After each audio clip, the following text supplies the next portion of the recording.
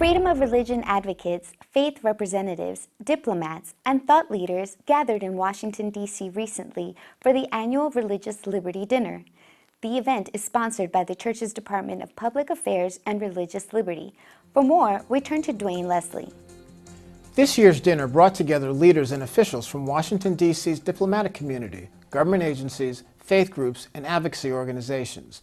This is our 10th annual Religious Liberty Dinner, and our goal over the years has been to forge new contacts and relationships with government leaders and different organizations, and also to raise awareness of our church's commitment to religious freedom as a first freedom, one which supports all other human rights.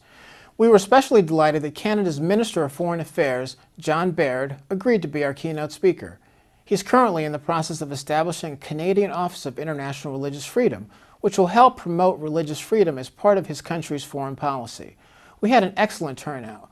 More than 150 people attended, including ambassadors representing 17 nations and representatives from the White House's Office of Public Engagement and the State Department's Office of International Religious Freedom. We also honored some religious freedom advocates at the dinner, including Canadian lawyer Gerald Chippier.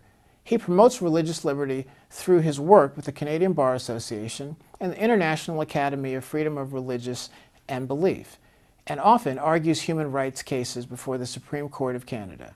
I believe this year's dinner was probably one of our most successful ones yet in terms of generating media interest and reaching out to the diplomatic community, and also to Washington's thought leaders.